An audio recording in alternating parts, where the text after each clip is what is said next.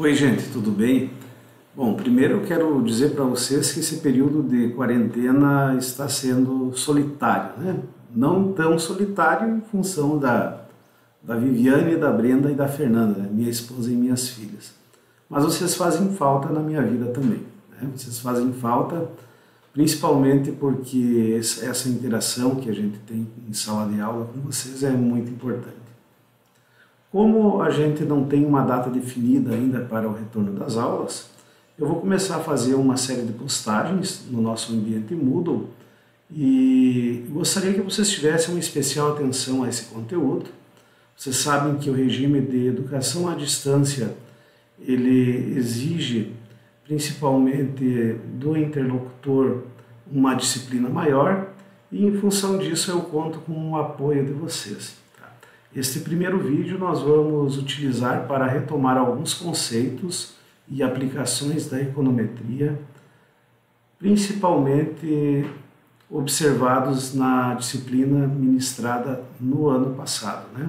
No segundo semestre de 2019. A partir de então, nos próximos vídeos, nós entraremos em regressão linear múltipla, análise de resíduos e a disciplina de econometria 2 seguirá o seu ritmo normal. Então, muito obrigado, sejam bem-vindos aos vídeos da nossa disciplina. Nesta aula, nós vamos trabalhar com um conteúdo do professor Antônio Cordeiro de Santana, foi meu orientador do doutorado, e ele tem um livro muito bom, que é Métodos Quantitativos em Economia, Elementos e Aplicações. Também tem uma outra produção que é Elementos de Economia, Agronegócio e Desenvolvimento Local. Nessa segunda publicação que está disponível no Moodle, no segundo capítulo, tem uma aplicação econométrica bastante interessante. E é esta aplicação que a gente vai utilizar para os próximos slides para essa aula.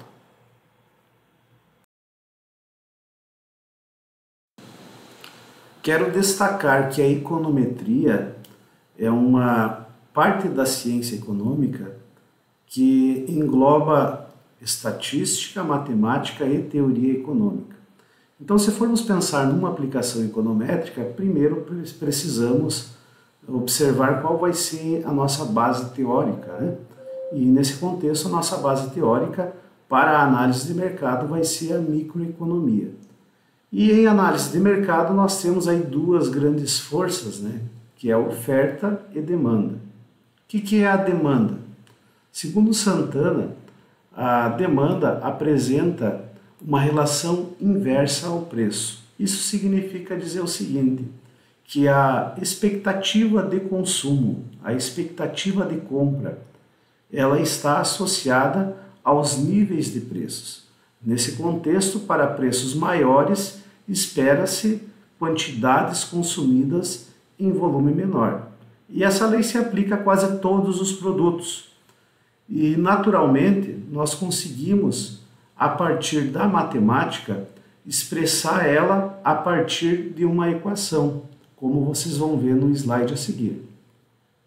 Portanto, a lei da demanda ela pode ser expressa a partir de uma equação matemática, uma equação que tem duas variáveis na sua forma simples, né? Uma variável é a variável quantidade demandada do produto X, né, de qualquer produto, que pode ser expressa em unidades físicas, quilos, arrobas, toneladas, sacas, unidades, né? E uma outra variável que é PX, que é o preço desse produto X, que pode ser reais por quilo, reais por arroba, reais por unidade, enfim, a depender da variável que a gente está trabalhando. Quero destacar o seguinte, nós temos dois tipos de variáveis aqui, né? QX, uma variável dependente, né? Uma variável explicada, né? E PX, que é uma variável independente, uma variável explicativa. Então veja que a quantidade demandada de X nessa equação matemática, ela depende dos níveis de preço. O A é uma constante, né? Como toda reta, né? Num sistema cartesiano ortogonal, ela vai ter uma equação geral, e a equação geral da reta é ax mais b. Y é igual a ax mais b. Nesse caso, observem que o nosso QX é o y da equação geral da reta. O nosso PX é o x da equação geral da reta. Então, o A é a constante e o B é o coeficiente angular, né? Observe que o B ele é a magnitude da mudança na quantidade demandada de x para cada unidade de preço. Em linhas gerais, sempre a equação geral da reta de uma demanda vai ter o coeficiente angular negativo, como vocês podem observar aqui no mouse. Então veja só, nós temos aqui a quantidade demandada sendo igual a A menos B, preço de x. Por que esse comportamento aqui sempre vai ser negativo? A microeconomia diz o seguinte, que existem dois efeitos, né? Um é o efeito renda, que está aqui, né? E outro é o efeito substituição, explicado aqui também em tela. O que nós observamos? Que na medida em que reduz o preço, né, P0 para P1, nós observamos um aumento na quantidade, Q0 para Q1. Por que isso acontece? Porque quando se reduzem os preços, relativamente sobra mais renda para o consumidor. E esse consumidor, tendo mais renda, vai comprar mais, né? Então vai aumentar a quantidade demandada em tendência. No caso do efeito substituição, também é verificado na medida em que, quando o preço de um produto reduz, ele passa a ser atrativo para outros consumidores também. Então, nesse contexto, por exemplo, se reduz o preço do iogurte Activia, que é um iogurte mais caro, né? Basicamente, nós vamos observar uma migração de consumidores que compram iogurtes mais baratos para esse iogurte que parece ser, ao gosto de algumas pessoas, mais gostoso. Nós temos aqui em tela duas variáveis. Uma é o preço do quilo em reais da picanha maturada e outra é a quantidade demandada em toneladas por mês da picanha maturada. Observem vocês, claro que são dados fictícios, né, mas que servem para a elucidação desse conceito. Ao preço de R$80, nós teremos uma demanda de 100 toneladas mês. Ao preço de R$70, 250 toneladas mês. Ao preço de R$60, veja, na medida em que o preço vai reduzindo, vai sobrando mais renda para esse consumidor e ele, em tendência, vai comprar mais desse corte. Também na medida em que o preço vai reduzindo, ele vai deixar de comprar cortes menos nobres para adquirir a picanha maturada. Então, é muito natural, na medida em que o preço reduz, a quantidade demandada aumenta. Se nós plotarmos aqui esse par ordenado, R$80 com 100 toneladas, nós teremos esse ponto aqui, R$80 e 100 toneladas. E assim, consequentemente, ao final nós teremos uma reta, né, que representará o comportamento de mercado. Essa reta média aqui representa o comportamento deste mercado. Nesse contexto, é a nossa reta de demanda, ou é a nossa curva de demanda. Se vocês observarem, a equação geral da reta é y igual a menos 10,675x mais 974,12.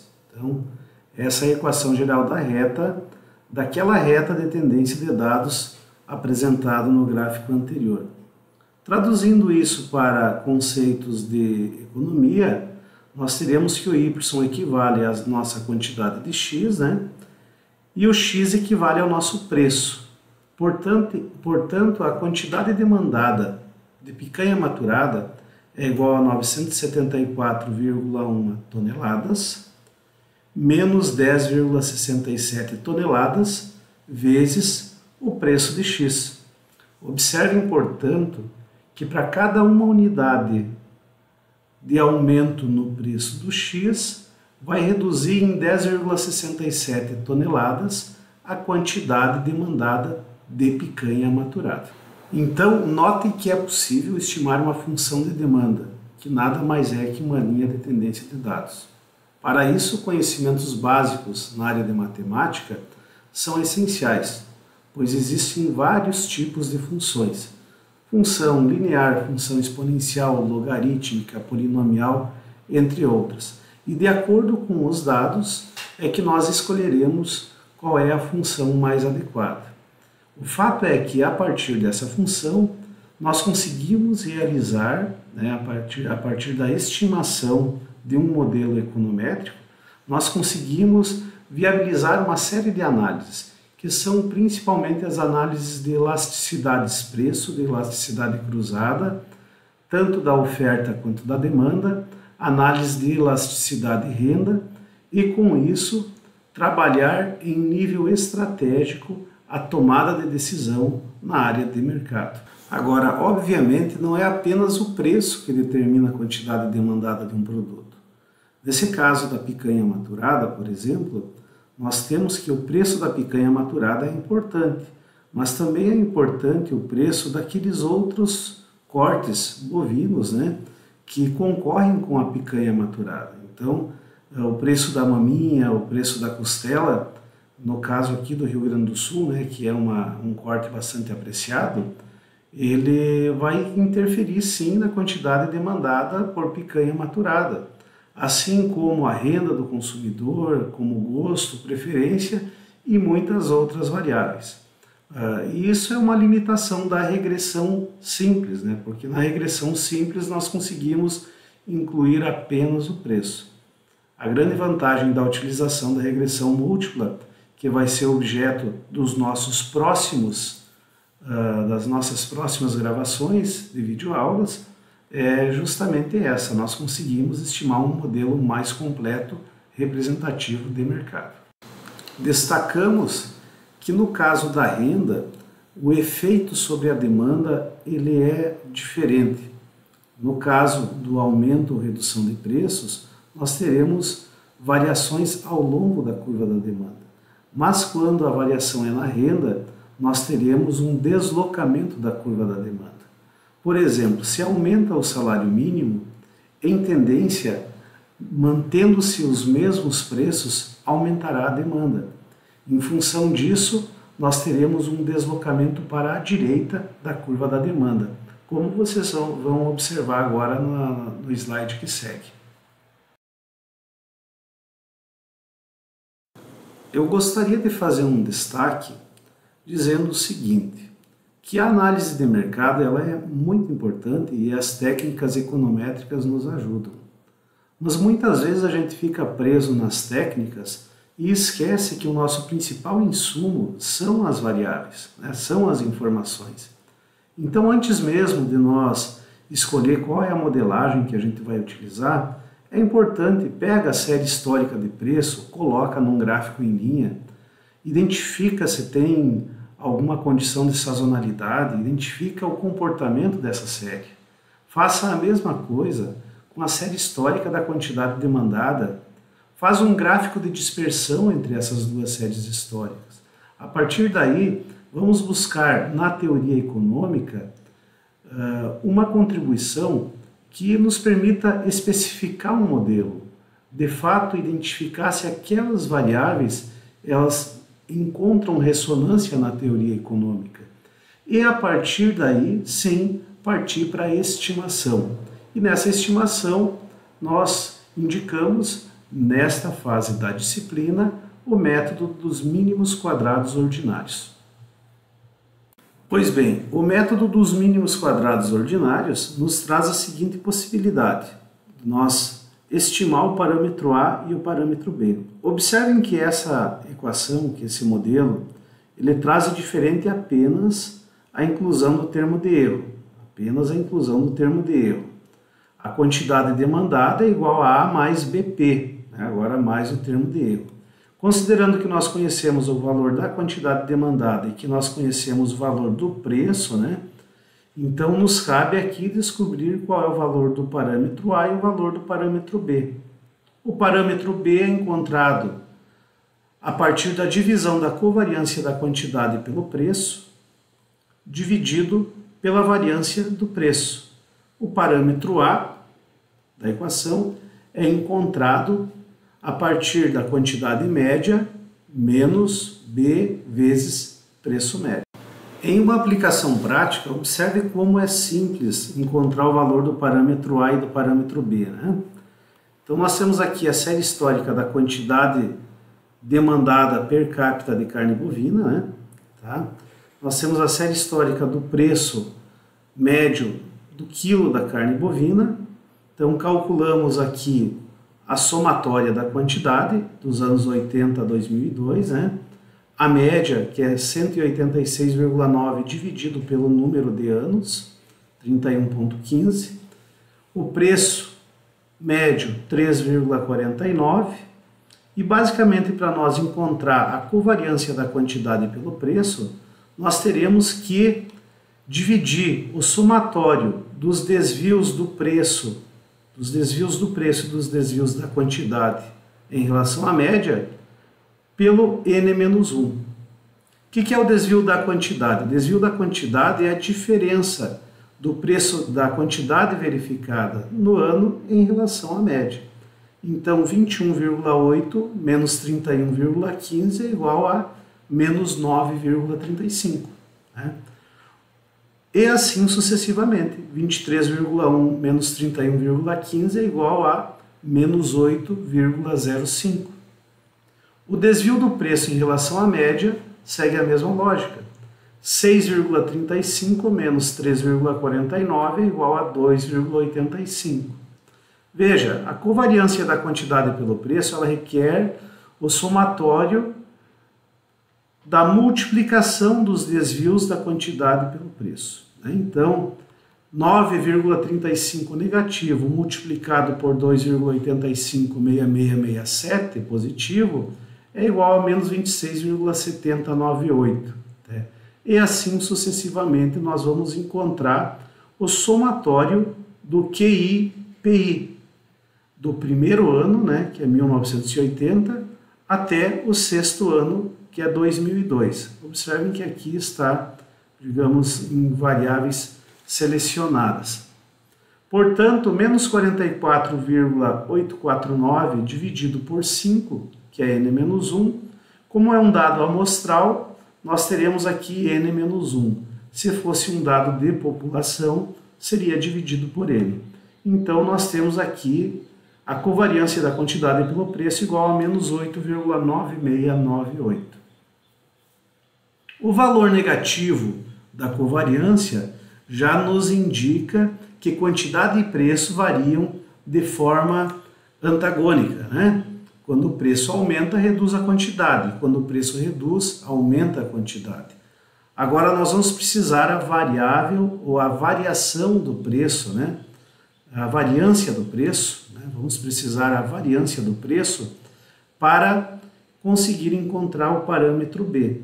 E a variância do preço é encontrado pelo somatório do PI elevado ao quadrado. Aqui está o PI, então 2,856667 elevado ao quadrado vai ser igual a 8,16054. Sucessivamente, nós vamos ter um somatório de QI e PI elevado ao quadrado de 10,64133, né? Dividido por N-1 vai ser igual a 2,12. Portanto, o parâmetro B é a covariância dividido pela variância, que vai ser igual a menos 8,9698 dividido por 2,1283, que vai ser igual a menos 4,2145. Então, esse valor é igual à razão entre os valores das somas das últimas duas colunas da tabela acima. Observem que o parâmetro A é encontrado a partir da fórmula quantidade médio menos parâmetro B vezes preço médio. Né? Nesse contexto, a quantidade média observada na tabela anterior equivale a 31,15. O parâmetro B é menos 4,2145 e o preço médio é 3,4933. Portanto, o nosso parâmetro A vai ser igual a 45,873, como vocês podem ver em tela. Neste contexto, a quantidade demandada de carne bovina é igual a 45,873 menos 4,215 pb. Considerando que nós estamos trabalhando com quilo per capita, a nossa interpretação passa a ser a seguinte. A curva de demanda nos indica, a partir da equação, que a quantidade demandada de carne bovina é igual a 45,873 gramas per capita, menos 4,215 gramas preço. Ou seja, para cada aumento de uma unidade no preço, nós teremos uma redução de 4,215 quilos na quantidade per capita consumida de carne bovina. Então, pessoal, era isso que nós tínhamos para essa apresentação. Recomendo a leitura do referencial bibliográfico que está no ambiente virtual da disciplina e até o próximo vídeo. Muito obrigado. Seguimos à disposição pelo e-mail nilson.costa@ufsm.br e qualquer coisa podem mandar mensagem também no Moodle da disciplina.